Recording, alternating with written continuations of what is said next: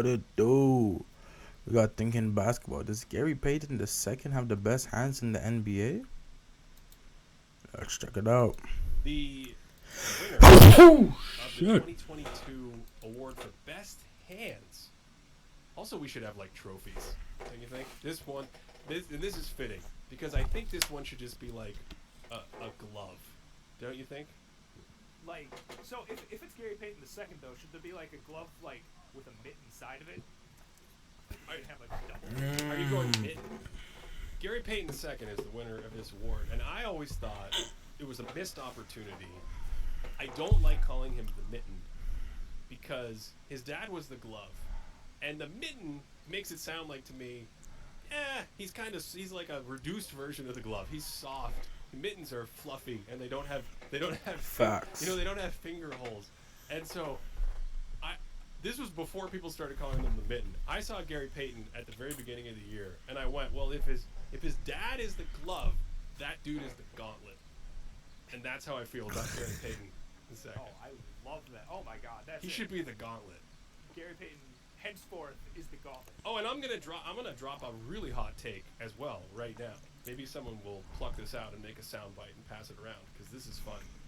I think Gary Payton II is more dangerous on the ball, stopping the ball, than his dad.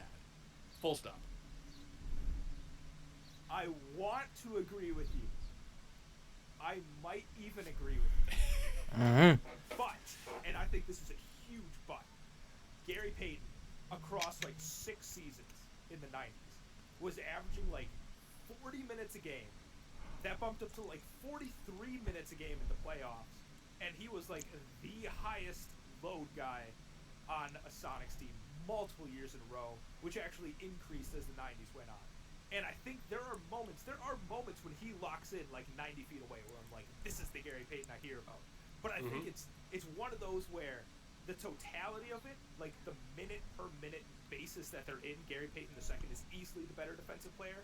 But I just wonder what would happen if we just plucked Gary Payton the first out and then had him play like 19 minutes a game and be like, just play defense. That is all I want you to do. Play defense and dunk. Okay, I buy that. That's fair. I think that's a good way to look at it. I mean, I think you and I both think the reputation and the Defensive Player of the Year award 96 for Payton is a little overstated. Am I remembering that correctly? Absolutely. Yeah. On the flip side, man. his even with carrying that offensive load and playing those heavy minutes, he obviously had great hands, and just to use an indicator or a specific stat that we can kind of compare across generations, his steal percentages were always at like 3.5%. No, bro. I got you. Don't even trip. It means he gets about 3.5 steals every 100 possessions, and this is so fun, Cody.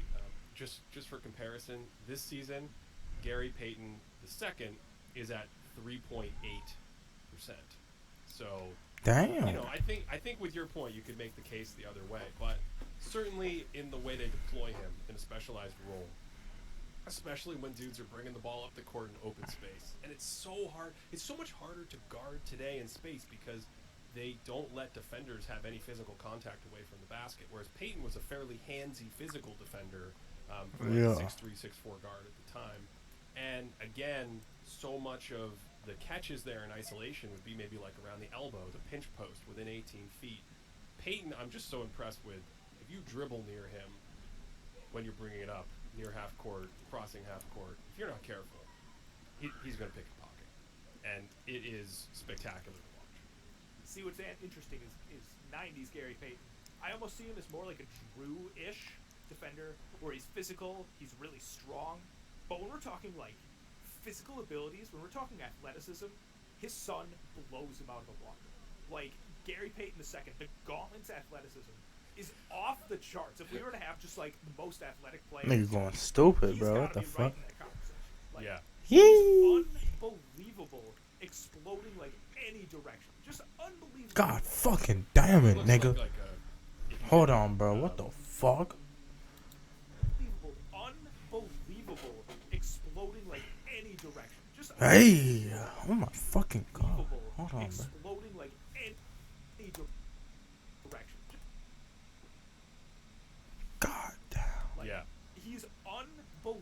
unbelievable. Exploded Look at like look. any direction. Just God unbelievable to watch. damn. He looks like if you did what are they called, cross training events or something, you know, where you have like speed, power, vertical leap. You know, put him in a canoe and have him row for half an hour. Like get the superstars going from the 70s. You ever watch that, Cody? You ever see the superstars on ABC? They just all around No. athlete, bro. If you're too young to know what in the world I'm talking about, check out. I'm sure YouTube has some old superstars events where basically they take the best athletes from different sports and then have them compete in other athletic endeavors that aren't that sport, and they film Okay. it and they put it together and they give them points, and it's stuff like team canoeing or tug of war or it was spectacular. It was the 1980s, my friend. The 1970s. What a time. Thanks for listening. You can find the full episode. Hey, bro. Gary Payton II is nice though, no cap. I heard he was trying to be a cameraman for the Warriors though. That's crazy to think about. How like nigga went from that to that. You know what I'm saying? Well, without further ado, it's been your boy Trey Soldier. Like, comment, subscribe. We out of here, bro.